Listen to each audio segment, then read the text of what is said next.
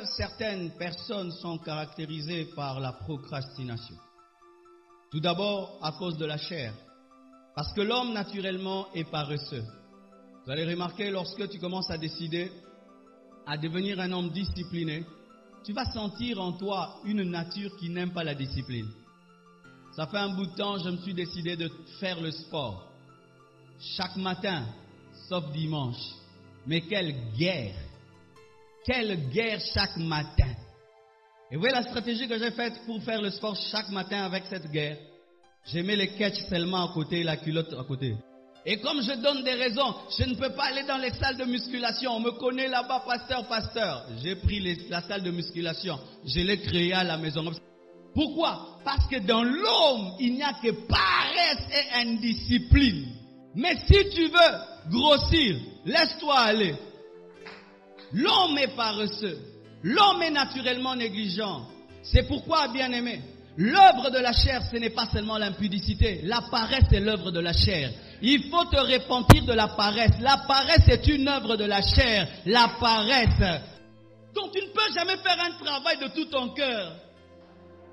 Jamais tu ne fais les choses avec empressement. On te dit de faire une chose lundi, ce sera mardi. On te dit de faire une chose mercredi, ce sera dans 2 mois. Que Dieu te libère et que ta chair soit crucifiée.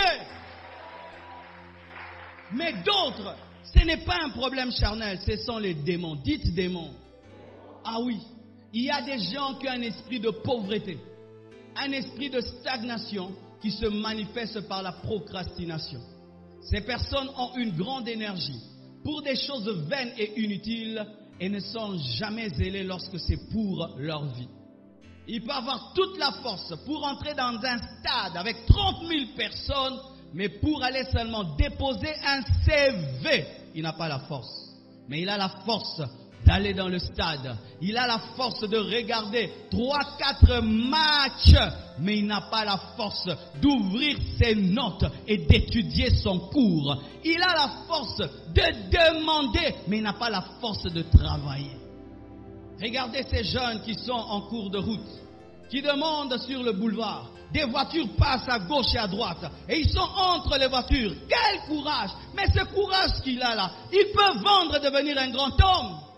Regardez ces filles qui se prostituent. Les prostituées à 23 heures. Elle entre dans une voiture. Elle ne connaît même pas le propriétaire. Tu la vois là, elle est fragile comme tout ma cotille. Sous la pluie. Mais ce courage et cette énergie, si cette femme pouvait l'utiliser, elle aurait une grande boutique.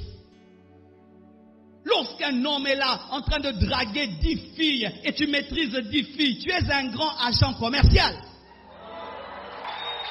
Parce que cette capacité-là de convaincre, de maîtriser, de garder, c'est un agent commercial. Commence une compagnie, tu es en train de dilapider le potentiel. Comment tu as la force que pour des choses vaines, mais tu n'as jamais la force pour des choses importantes? Un étudiant qui ne fait que regarder des films, mais qui n'étudie pas. Quelqu'un qui va au travail, il est là seulement sur Facebook, au lieu de travailler. Et puis quand on te chasse du boulot, baba démon. Et qu'est-ce qui se passe? Ces personnes ressentent une lourdeur bizarre. Le jour où tu dois entreprendre quelque chose, tu sens une lourdeur, une pesanteur sur toi. Dis à ton voisin, refuse cela. Alléluia. Et d'autres sont des perfectionnistes. Eux, ils ne font rien parce qu'ils recherchent la perfection. Ils sont jamais prêts. Ils sont tout le temps en train d'étudier. En français, on dit ils se noient dans un verre. Tu sais, se noyer dans un verre, c'est quoi? C'est rester tellement dans des théories toute ta vie jusqu'à ta mort, de sorte que tu n'as rien fait, tu t'es noyé dans un gobelet. Ce sont des gens qui cherchent la perfection et qui ne se marient pas parce qu'ils cherchent l'homme parfait, la femme parfaite. La femme parfaite n'existe pas. L'homme parfait n'existe pas. Même moi, votre pasteur, je ne suis pas un mari parfait pour Maman Blanche. Elle supporte des choses. Alléluia. Oh, je n'ai pas des ailes. Vérifiez, j'ai pas des ailes. Alléluia.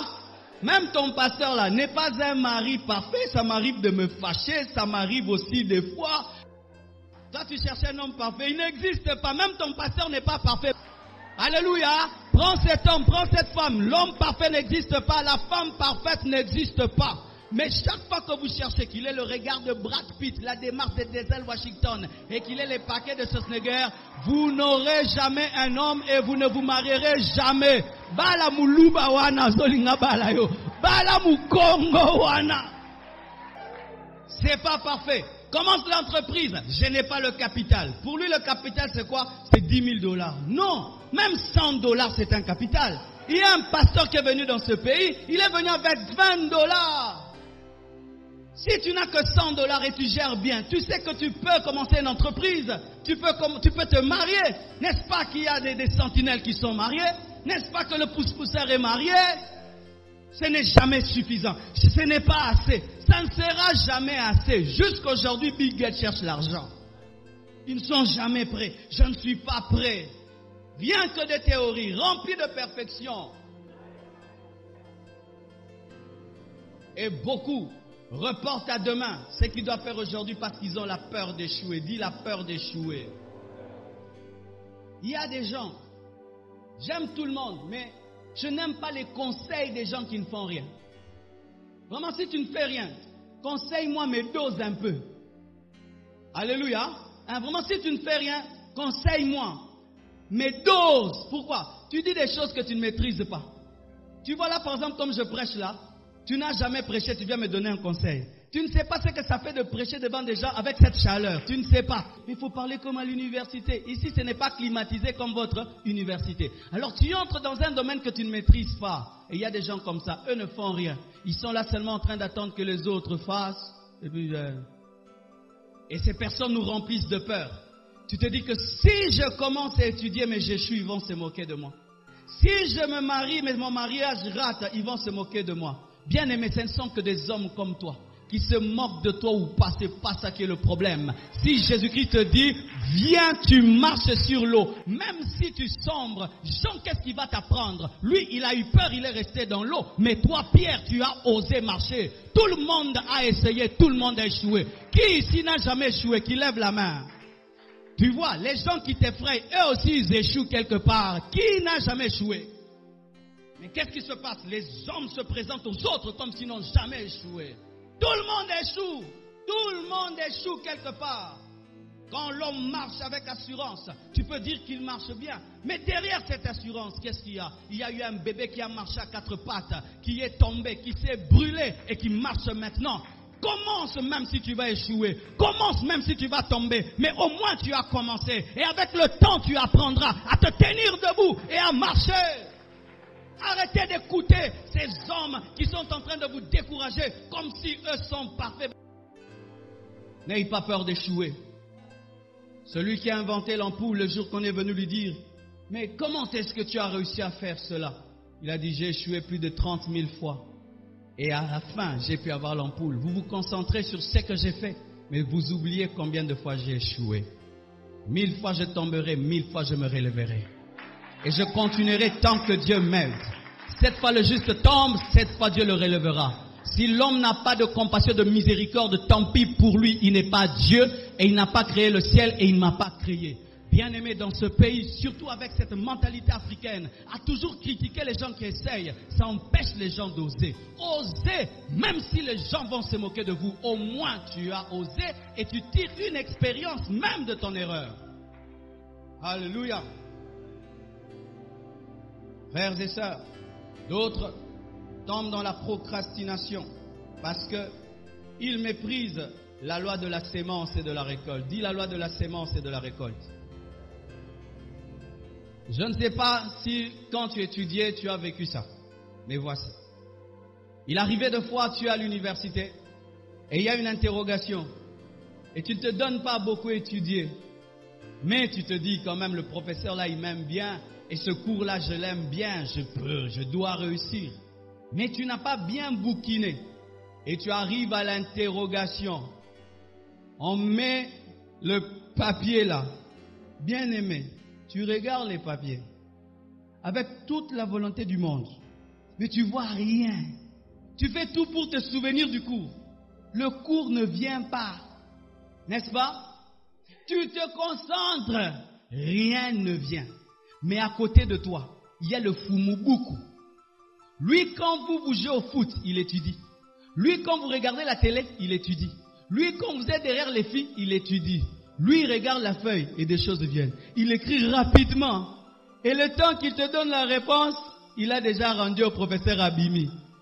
Quelle est la différence entre vous deux? Lui, il a maîtrisé la loi de la sémence et de la récolte. Il a sémé le travail, il a récolté le succès. Mais toi, tu sèmes la distraction et tu récoltes le zéro. Souvent, au Congo, nous pensons qu'il suffit de venir à l'église et de prier afin de réussir. C'est archi faux.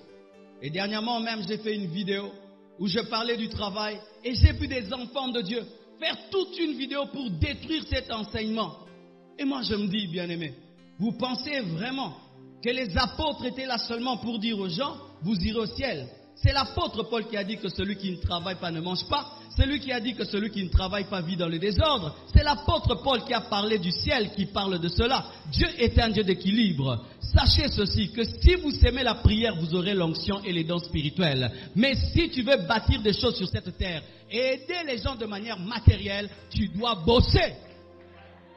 Tu dois bosser. Et je vous dis, si nous ne prêchons pas ainsi, nous sommes en train de détruire le pays. Nous sommes en train de détruire le pays. Alléluia. Car lorsque nous nous tenons devant vous et nous voulons qu'engendrer des pasteurs, des évangélistes, il n'y aura que des pasteurs et des évangélistes. Mais si nous voulons aussi engendrer des professeurs d'université, des députés, des sénateurs, nous devons vous parler des autres choses que Dieu aussi est capable de faire. Si pendant que je parle, ta vie, c'est tout, sauf agir. Ta vie, c'est tout, sauf l'action. N'attends pas à récolter le succès. Car ce que tu sèmes, tu le moissonneras. Que Dieu vous bénisse abondamment.